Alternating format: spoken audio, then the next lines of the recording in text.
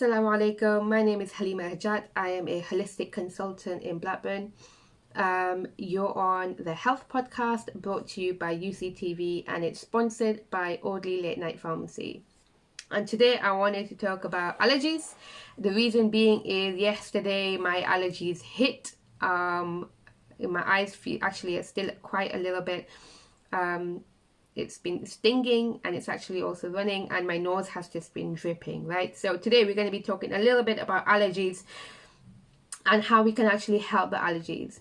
Now, number one, the first thing is we should all be doing preventative measures. So we should all be trying to help our body get used to it, right? In the sense of, actually, let me just rewind a little bit, because what are allergies, right?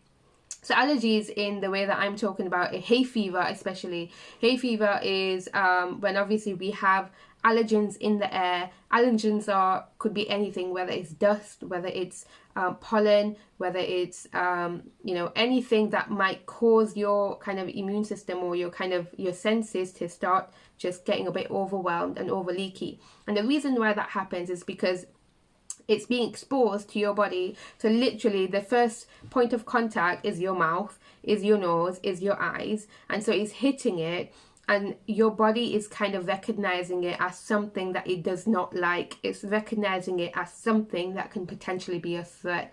And so your body is trying to fight it off. So it'll produce tears and like itchy and scratchy eyes and, like gunky eyes. So it's trying to catch the allergens and so it can get rid of it. Your nose will start to drip and stuff. You'll be sneezing, all of the stuff, because it's trying to just get it out of your system so that it doesn't attack you. Okay, so number one is, again, like I said, prevention is trying to stop it from happening in the first place. And the only really way you can do that is by letting your body become used to having it about. Okay, so it's obviously really difficult, especially for us in the UK, because we have so much rain and winter. It's like we have winter for like 80% of the year, and then we have like sunny weather for like 20%, maybe even more. It might be 90% rainy and bad weather and then 10% sun, right? So we have very little of it already, so we're not used to it. Our body is not used to getting those allergens, or that, when I'm referring to hay fever right now, especially with the pollen and things like that, because it's within summertime. So especially for that, it's like your body's just not used to it at all. And so for prevention, what we need to do is during those winter time, those winter months and other times, we need to get our bodies used to it, right? And so the best way to do that is by having honey. Right? So not just any honey, not just the honey you find on the supermarket shelves. It has to be raw honey. It has to be local honey, right?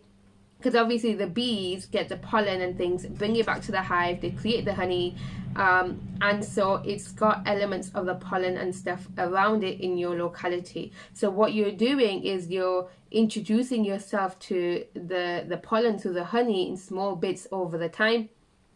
And you need to be doing that months leading up to, the hay fever season, right? And that will help your body get used to it. Obviously, honey itself is also quite antibacterial and has loads of other benefits. So it's also helping your body at the same time. And so you're creating this level of immunity towards it. So when it comes to hay fever season, you're actually a lot better, right? The other ways you can do it is there are, you've got... I guess herbs. You get a lot of herbal teas. You get chamomile, and you get things like nettle tea, and things like that. So those are obviously quite local herbs and plants and stuff that we find all around. So if you can get those kind of teas, what you're doing is, again, you're kind of building up a level of immunity of the things that are prevalent in that time of year, just to help your body get used to what's coming, right?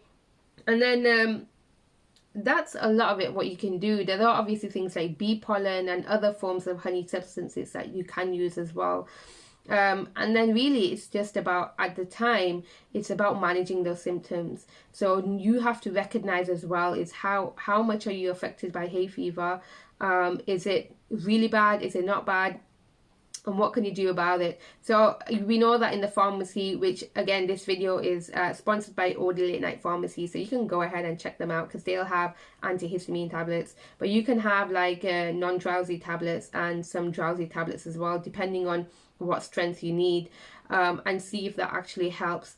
But also I think we also have to recognize that you know, whilst we can take tablets, what it'll do is it might help us manage the symptoms and get through the day, but it's not going to heal, it's not going to get rid of the problem, right? You're always going to have hay fever, and so you need to try and find ways to eliminate the hay fever.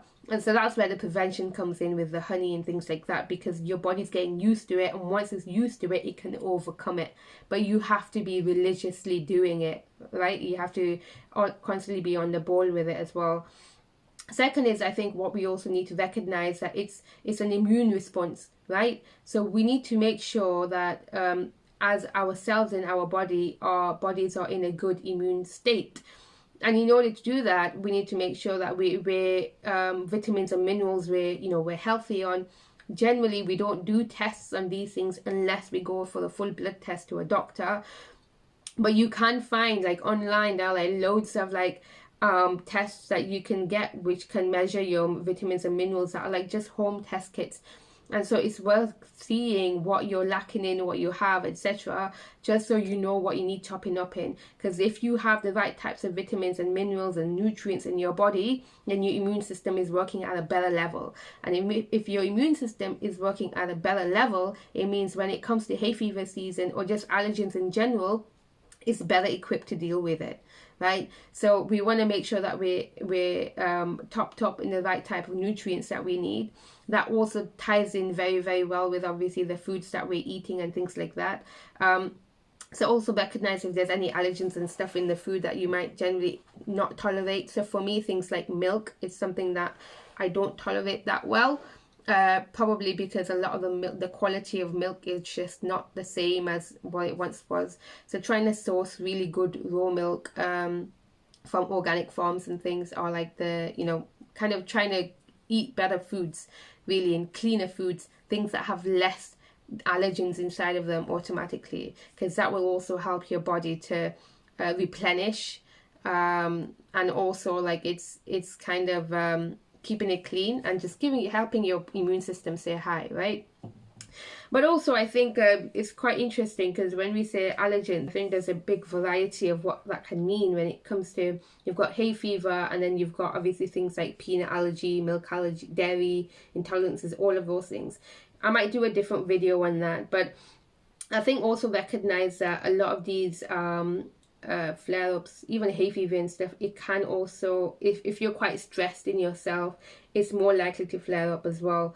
And so I actually remember working with a client who, she had eczema, she had a lot of hay fever, all of that stuff, and she wasn't actually stressed as a person per se, but when she was younger, she did go through quite a bit of stressful experiences with her parents and stuff. As an adult now, she was over it, but internally, it obviously left a mark where it affected her psychologically, and therefore it affected her in her body as well. So her body was kind of overstimulated already from a very young age. So obviously when we worked together and, helped her to remove a lot of this emotional baggage, I guess you can call it, automatically her symptoms start to improve. So she says now that, I can actually go walk out on a sunny day and not feeling that full thing, and I feel so much better about it. I'm so much more managed. And so understanding that actually our emotional self, the things that we feel emotionally, whether it's stress or things like that, or just stuff that, from when we were younger, if we have a lot of baggage and a lot of things that that we've been through, things like that can also contribute, because your body's already in this subconsciously, it's already in like a heightened state, right? So that is also something that you can do in order to help bring that down. And you're welcome to contact me, because I do offer services around that. So you can just email me at hello@halimahajat.com, and with your conditions and what you've been suffering with and how long, and I can tell you if it's something I can help you with, inshallah. But so make sure you're drinking lots of fluids. Again, obviously, with the heat, with the changes in the weather, and just making sure your body has the right amount of water, because most of us, our body is water. So we need to be topping up water as much as possible, right? And that would also help with eliminating a lot of the toxins and allergens that we are getting from our environment. And the quicker we can eliminate, the quicker our body can return to normal as well. So hopefully that video will quite help you in terms of what you can do in hay fever season. So just to kind of summarize, and obviously there are allergy tablets that you can get from the pharmacy and things like that, so you can go ahead and check that out. Number two is main thing is prevention, so try and use like natural sources like honey, raw natural organic honey, proper honey, from local places where you can actually build up immunity over time. So you want to be doing that for months before hay fever season starts, and make it a regular practice. Okay. And number three is what did I mention? I don't remember why I mentioned now, but number three is also obviously like making sure you've got the right types of nutrients and vitamins and stuff, and your body's in a good state overall to fight off any allergens and stuff like that. And number four is making sure there's nothing underlying that might be contributing and causing that stress to happen, or causing your body to be in a heightened state so that it's causing more issues to happen, and more flare-ups to happen. So if you can work on those, then inshallah you'll be able to have your hay fever under control.